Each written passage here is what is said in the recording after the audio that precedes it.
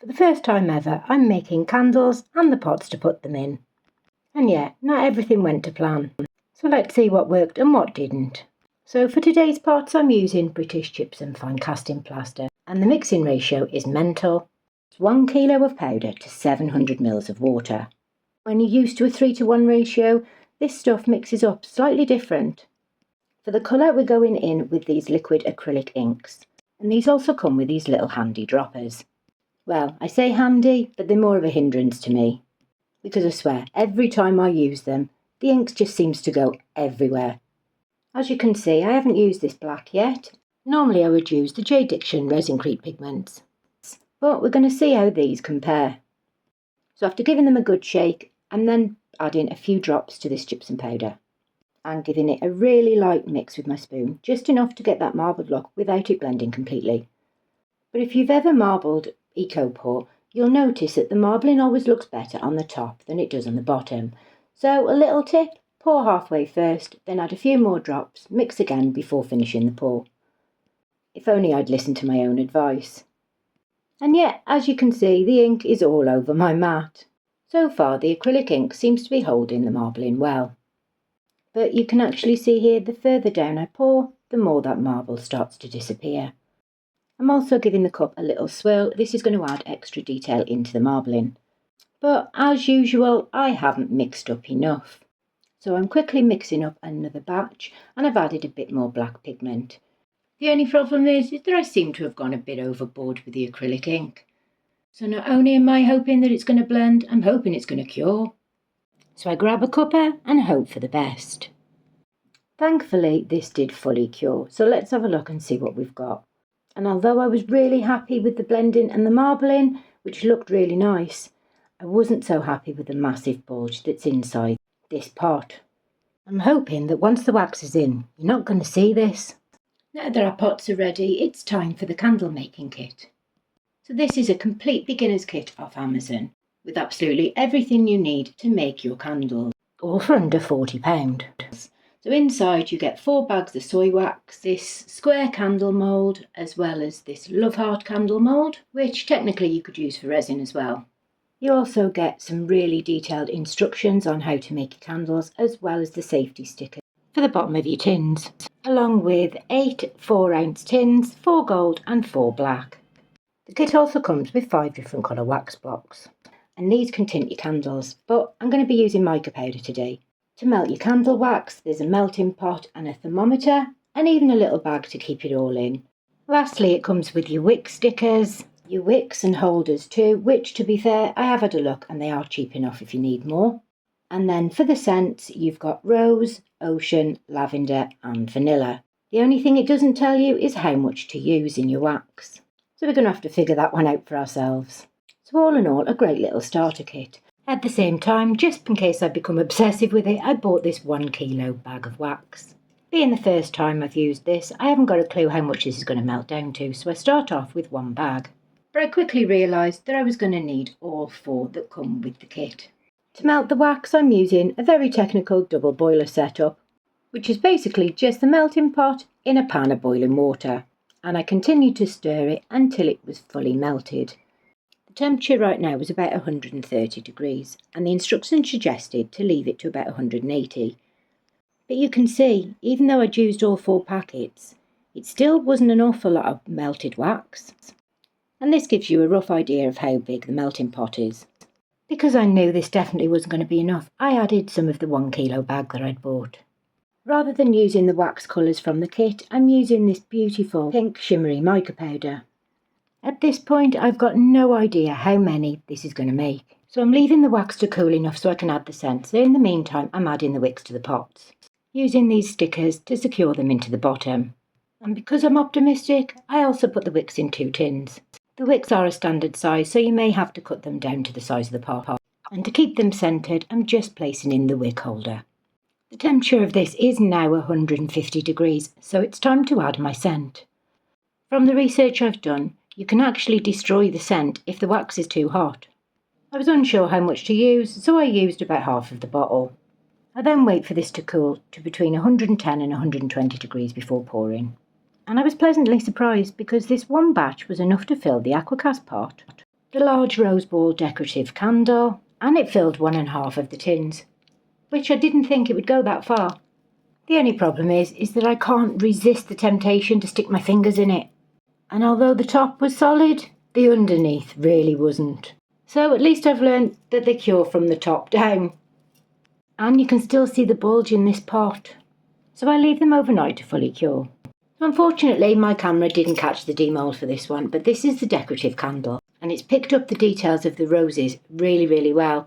But this can only ever be decorative because there's no way you can get a wick into it like this. Right, now I've had one go, let's try this again and see if we can get a different result. So back to melting the wax. This time I'm using the wax colour that come with the kit.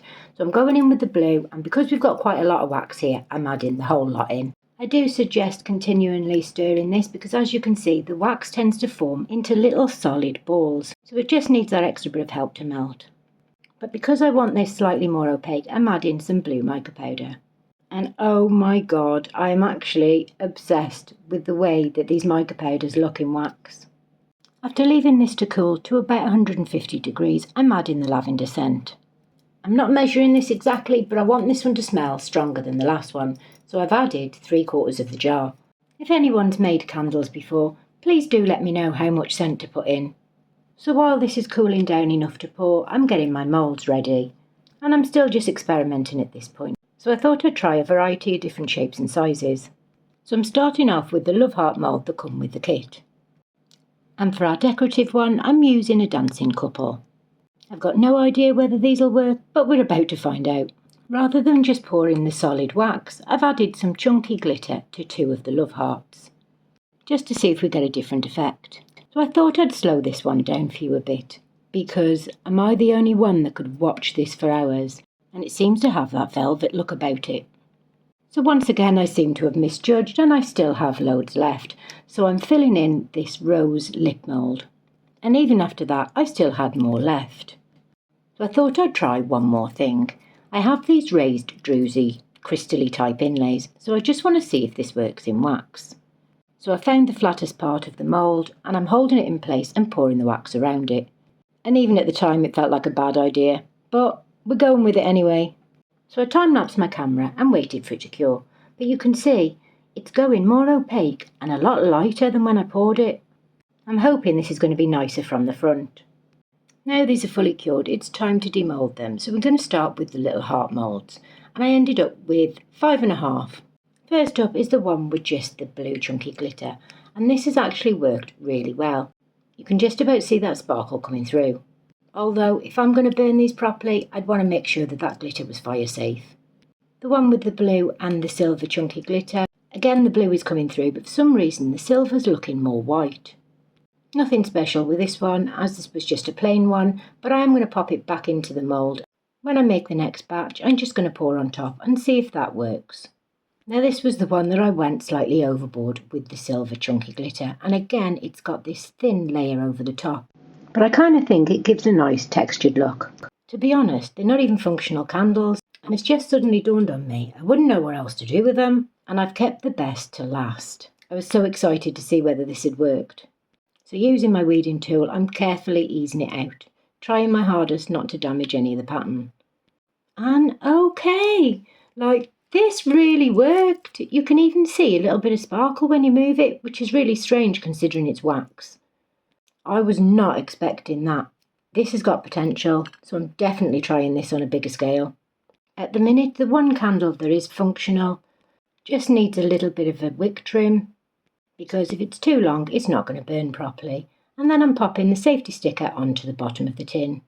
I've also printed more of these out myself, just so it looks a bit more official.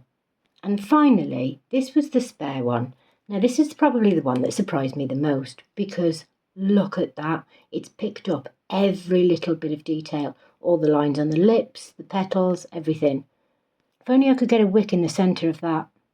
And now for the dancing couple. Now you probably noticed that there are 2 massive holes in the bottom of this candle, because I wanted to try and see if I could put the wick in while it was curing, but I decided it wasn't quite in the right place, so I did it again, and to stop it from sealing back up, I shoved a micro brush in there, which with a pair of pliers was easy enough to pull out.